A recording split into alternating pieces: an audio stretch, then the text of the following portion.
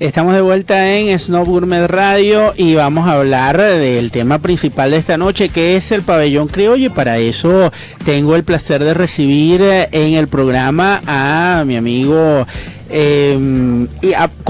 por un lado, que es importante, es cocinero. Por otro lado, es comunicador gastronómico, y aparte hay algo interesante, porque yo creo que estos dos roles no necesariamente implican este tercero que voy a comentar, que es un investigador curioso de un conjunto de costumbres, de formas y de expresiones de la gastronomía venezolana, que es Rubén Darío Rojas.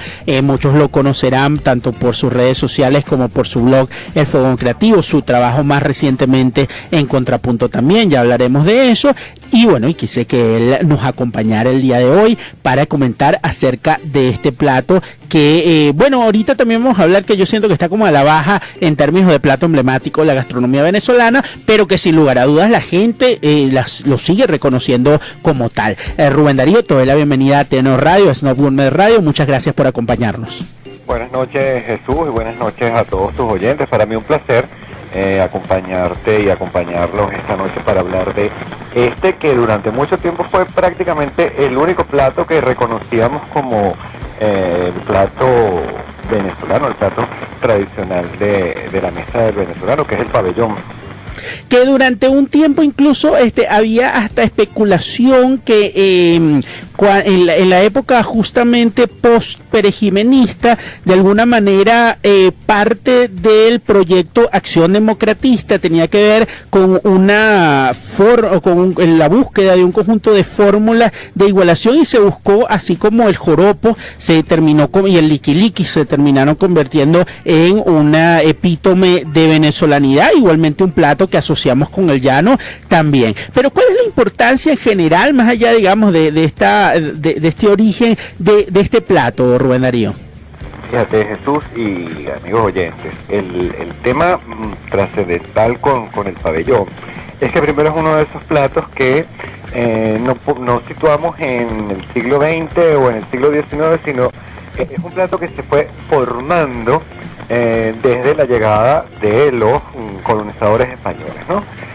Donde se fueron uniendo ingredientes que se encontraron en la despensa en algún momento, especialmente en el centro, y creo que eso es el detalle importante. El pabellón nace en la zona central, básicamente, inclusive, según el profesor Cartay, nace como pabellón caraqueño.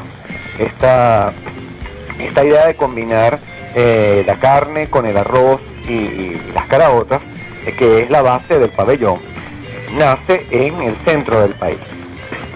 Y el proceso de urbanización en Venezuela lo riega, lo difunde y alcanza el nivel nacional.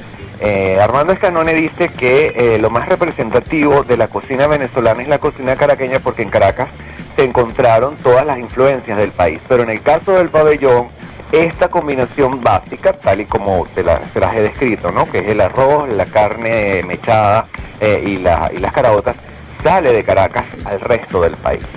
Porque de hecho, por ejemplo, el proceso de la carne mechada tiene similitud con otros guisos que hay en Latinoamérica, ¿no?, con otras preparaciones. Sí, recordemos que básicamente la dieta del venezolano después de la conquista y en el proceso de colonización era una dieta muy cargada de alimentos proteicos y pocos vegetales. Fíjate que el pabellón no te lo imaginas con una ensalada, por ejemplo. Es una combinación bastante cerrada que no se amplía al tema de los vegetales, ¿no? La abundancia de carne que había en el país, y esto a lo mejor no suena muy extraño, pero en algún momento acá en Venezuela se perdía el ganado porque había demasiadas vacas y pocos consumidores. Y el uso de la carne seca, que es de donde surge la idea de este guiso, que es lo que nos iguala o unifica con otras preparaciones de carnes guisadas en Latinoamérica, que es el uso de la carne seca, que una vez que la has puesto a secar tienes que guisarla. Es la forma más fácil y más agradable de consumirla, ¿no? Surge entonces la carne guisada, Y fíjate que si nosotros chequeamos, Jesús, hay versiones de pabellón en el resto del país, ¿no? Que es cuando el pabellón se hizo, el pabellón criollo nacional, pero la carne que se usa, por ejemplo, en el estado Lara, es una carne frita, a diferencia de la carne del pabellón caraqueño, que es una carne guisada. La carne mechada del pabellón caraqueño es guisada, o sea, necesita un proceso de cocción mucho más largo, y además tiene que ser húmeda, mientras que en el caso, por ejemplo, del pabellón en el estado Lara, es con lo que ellos llaman pategrillo. Claro, y en las costas, que es una imagen que tenemos ahorita acá, es con pescado. Exacto. ¿Por qué? Porque los pueblos migran con las ollas, pero terminan adaptando la receta a los ingredientes que tienen. Lo decía Marianela Badía ayer, ¿no? ¿Recuerdas? Que cuando su abuela llegó, ella preparaba una receta con tocino de cordero, que no lo consiguió nunca aquí en Venezuela porque eso no existía, y empezó a usar cerdo para preparar la receta. Es lo mismo que pasa, o sea, es más fácil en las costas. El producto que está disponible es el pescado. Entonces esa preparación guisada se sustituye la carne por el pescado. Es decir, es una adaptación, pero lo básico es que hay esos tres elementos, ¿no? Rubén, fíjate, el grano y el cereal, que en este caso es el arroz. Fíjate, vamos a ir, como decíamos, elemento a elemento. Te pregunto, o sea, y aparte que hay uno que me está faltando y lo quiero consultar contigo. ¿Las barandas son indispensables para que sea un pabellón o no?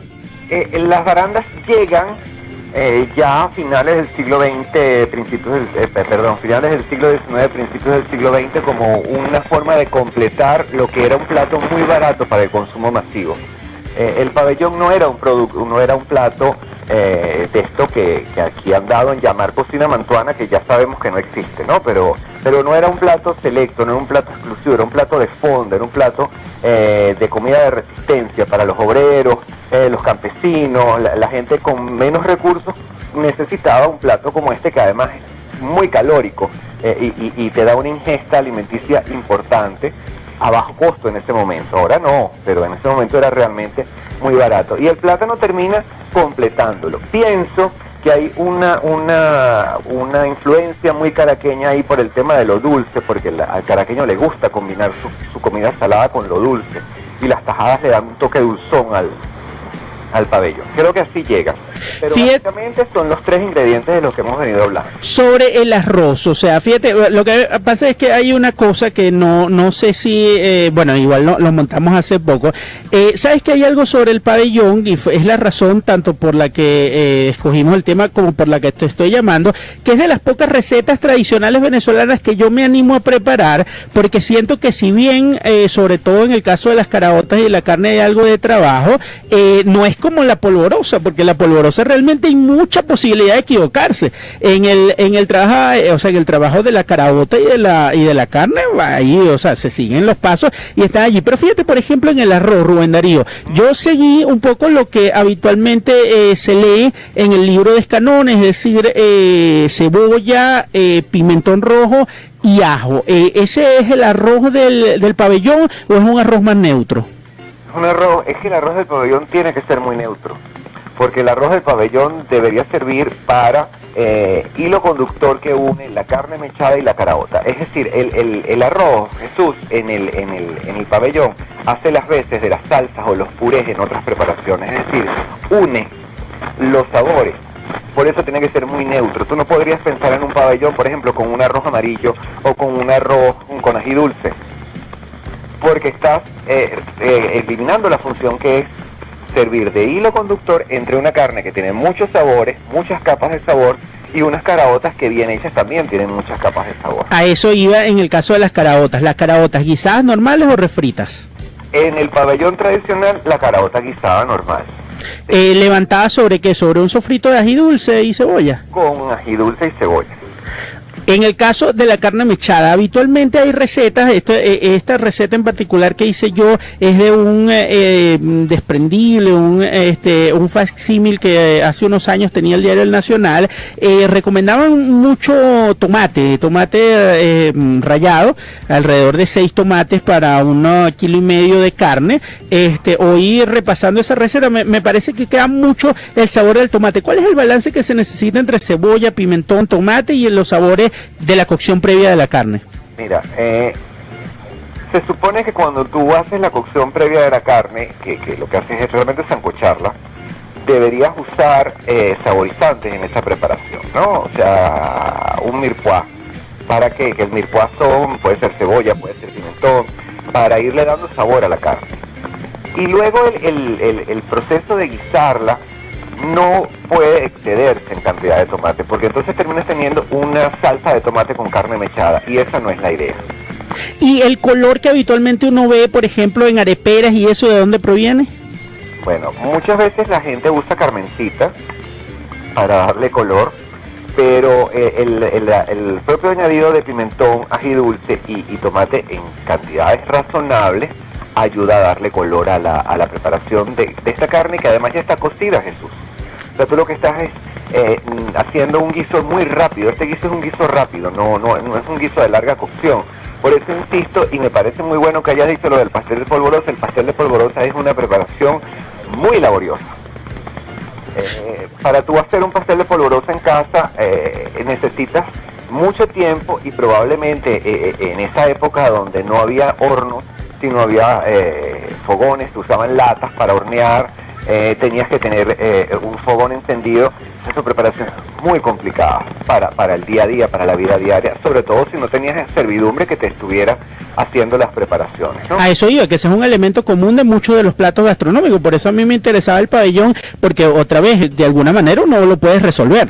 Es un plato, además, insisto en esto, Jesús, es un plato de resistencia. O sea, tú conseguías el pabellón y hay muchas cartas, muchos diarios, muchos apuntes de viaje de todos estos viajeros que estuvieron en Venezuela durante el siglo XIX, que hablan de esta combinación. No lo llaman pabellón, pero sí hablan de la combinación donde tenían una carne seca que luego había sido guisada, arroz y caraotas. Es una comida de fondo porque es una comida fácil, es una comida de fácil elaboración sobre todo, y muy rendidora. Y además, los 3 productos de los que estamos hablando en este momento eran productos de bajo costo. Es decir, que con poco dinero cualquier trabajador, cualquier obrero, cualquier agricultor podía resolver en una fonda o en un puesto del camino una comida con poco dinero. Rubén Darío, estamos llegando al final, pero me gustaría que me comentara, es evidente que hablar de la gastronomía venezolana cada vez nos damos cuenta de que es un error, hay que hablar de las cocinas regionales, pero ¿cuál dirías tú, cómo resumirías tú a qué sabe Venezuela? O sea, cuando uno más o menos hace un vuelo rasante por las diferentes cocinas, ¿qué tú crees que es ese hilo conductor entre todas ellas? Mira, yo creo que hay 3 ingredientes que son hilos conductores, ¿no? El uno es el uso del maíz en todas sus versiones, tanto del maíz blanco, el jojoto o el maíz amarillo. Creo que el maíz es un hilo conductor de la cocina venezolana. Te diría el ají dulce, pero es que hay regiones donde no está tan presente el ají dulce, ¿no? Creo que el hilo conductor de la cocina venezolana es la complejidad de los sabores.